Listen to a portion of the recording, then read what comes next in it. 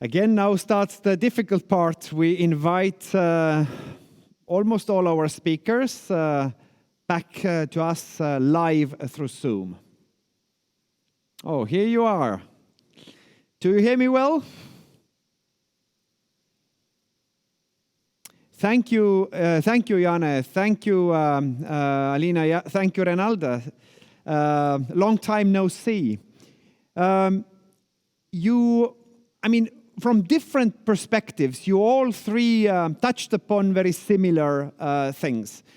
There are changing environment around us, which creates both challenges but also opportunities for libraries. And you explained the processes. You brought different elements of the processes. And Renaldas, you also gave us a wider perspective of the role of leadership, how we should look at libraries. I would start with you, Renaldas, on this issue. What do you think are the, you showed the general models and kind of elements that the leaders, the directors, the kind of people behind the library development should pay attention to. Where do you think are the most critical elements in the Baltic library scene? Which are the biggest challenges which inhibit innovation and inhibit development? Hello. From my point of view, I think that our libraries, Baltic Sea libraries, and also all libraries, have lack of critical mass of critical competencies in general. So it's main problem of many organizations, not only libraries. And after that, if we can put this critical competencies into right roles in the organizations, we can realize strategic mapping, which I have shown in our slides. But Renaldas, I think it is important to make a clear difference between just the skills, the competences, which you mentioned, but also what you talked about in this wider model is this kind of a paradigm or a organizational culture that supports innovation or inhibits it. What are the key issues when you think about the organizational readiness for change? Attitude. Competences are very important, but most of all, and first of all, before competences, attitude. To learn, to achieve critical result. And I think it's my point of view, and we are developing this culture in our library. Very simply said, we are now developing culture. How do you do that? By doing, learning by doing. I can tell what I'm talking to many things in many forms. Currently, National Library of Lithuania is implementing huge project, structural projects for 24 million euros. Currently, National Library of Lithuania doing these projects are #1 in information society development area. So, and we are implementing projects related to information infrastructure. It means critical infrastructure of the country. We are developing projects related to virtual electronic heritage system. And it's not only libraries, it's also archives, museums, universities, even radio and television. And we are a major coordinator among 24 state institutions. And also we are contributing a lot to information society development in general. Connected Lithuania, it's very, very huge project, very important projects, and we are part of it. But isn't this exactly kind of an overview from the previous session that we had, where there was a question that when we think about library development, we think, as you just mentioned yourself, we think about infrastructural projects, we think about 24 million euros, we think about digital systems, we think about models, we think about services, but do you think that we think about and talk about enough about the people that should actually make all of that happen? Thank you, but for me it's very simple. People are most important priority, and of course, organization consists from people first of all, and technologies are just helping us to implement our visions, our dreams, our possibilities, opportunities, etc. They are just second priority.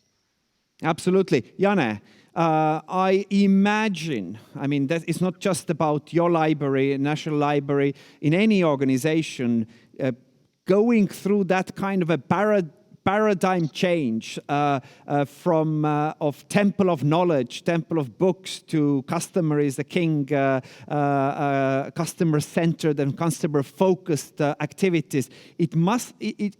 I guess it's not an easy ride. What are the key challenges or main objectives that you witnessed in pursuing these developments that you described in your speech?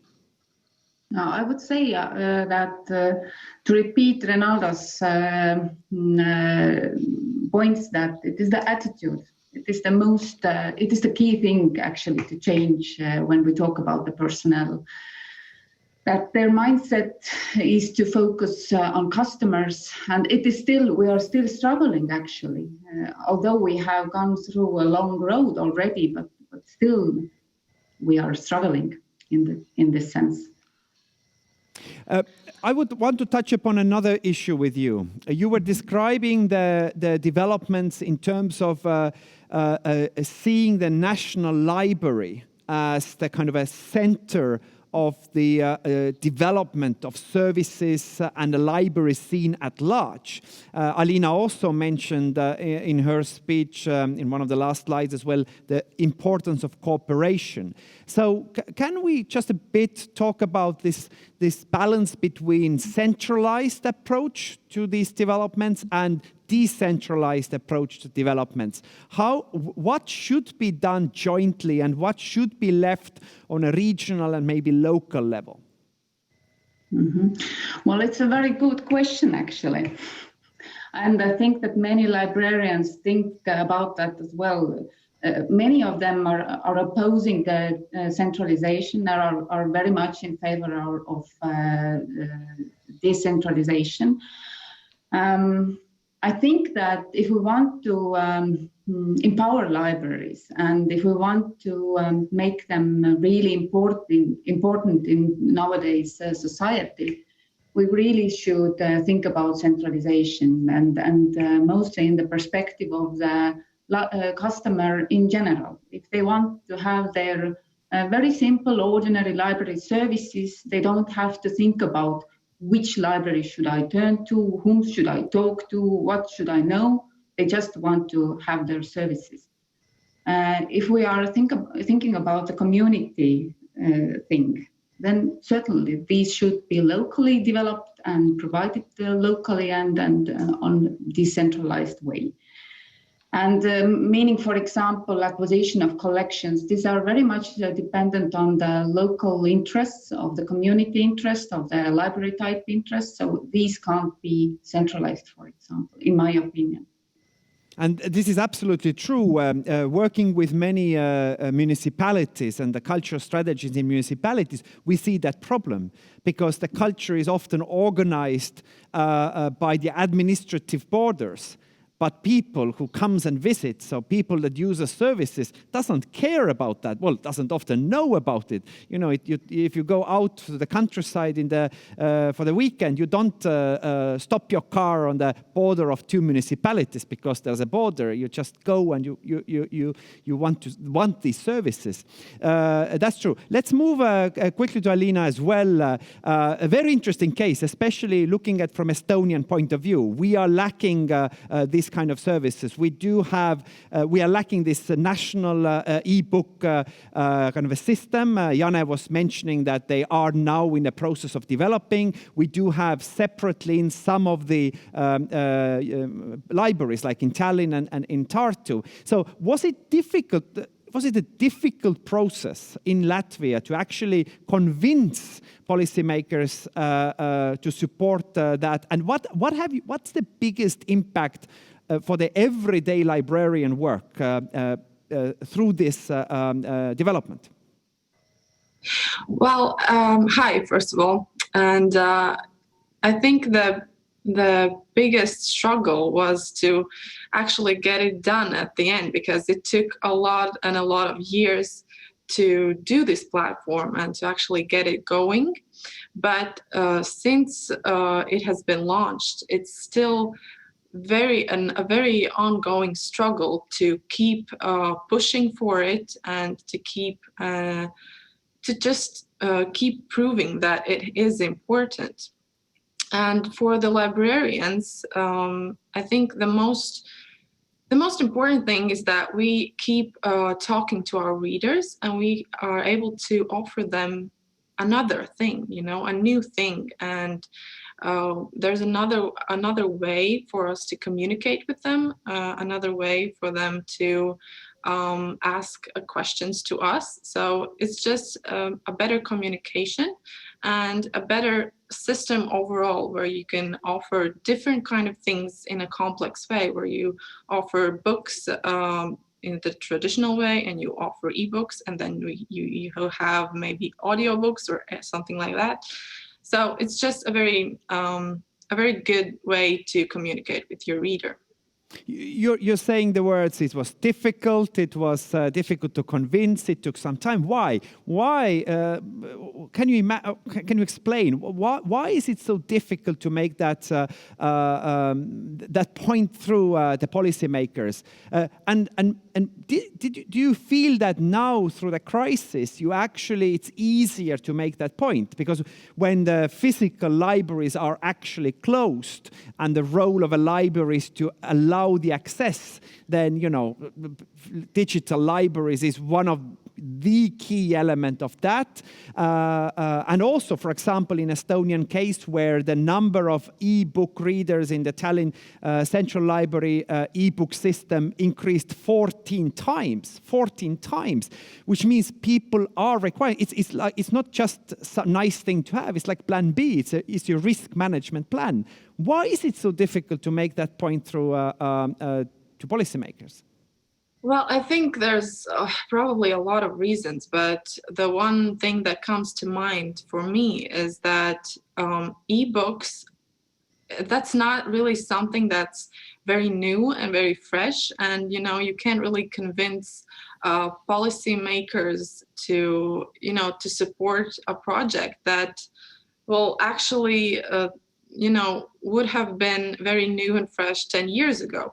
And if we see that we have ebooks, for purchasing, and we can see a lot of ebooks available, but we've always, just missed the part that we don't have free ebooks.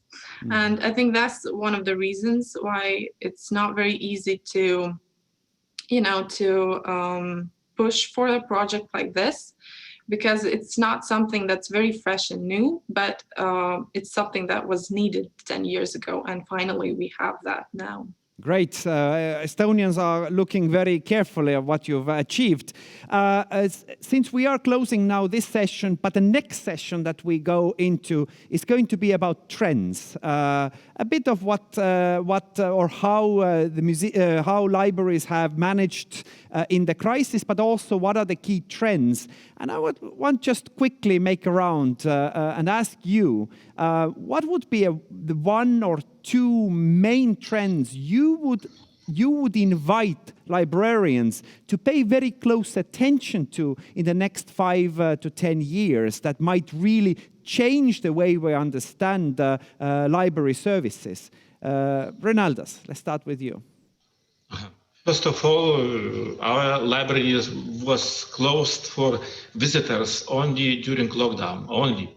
Last week we had 1,200 physical visitors, normal physical visitors. We have events for 100, for 150 people still, but maybe next week will be different.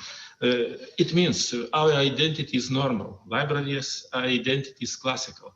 we are not digital, we are just normal, and we are trying to improve our effects which we are giving to progress to society using digital technologies, of course. And it means digital transformation during COVID. It's maybe one of directions which was affected in positive way, and we need to go this way to strengthen normal activities with digital technology. Yes, and if you think about the future trends of libraries, that's also very much supported by that kind of a balance between going more digital, but at the same time going more unplugged. People want this balance between digital access, but also this physical, authentic feeling. So I absolutely agree with you. Just act normal, be normal. Yeah, be normal, be normal. That's a good call. Janne, one or two trends that we should be looking out for? What could I add? It's very hard. But I was thinking about being open-minded in different solutions and different things that the future might bring to us. We can't foresee it right now, but just being open and being ready to experiment and test. And secondly, being available in different channels, being always visible and being there for our customers and being maybe proactive as well. Very good. Alīna? Yeah, since I'm third, then there's nothing much to add. But yeah, I completely agree with the other mentioned points. But another thing that I'd like to say is again about the customers and the customer based approach to everything, even in the smallest details, not just with the big projects, the nationwide projects, but also with how we do everything in our local libraries, how we arrange books, how we communicate with each one that comes in the library. So customer-based approach is definitely still an ongoing trend. Wonderful, thank you. And in addition to the ideas that you shared with us, it's just so great to see actual living people and talking to you this morning or already during the day. Thank you very much.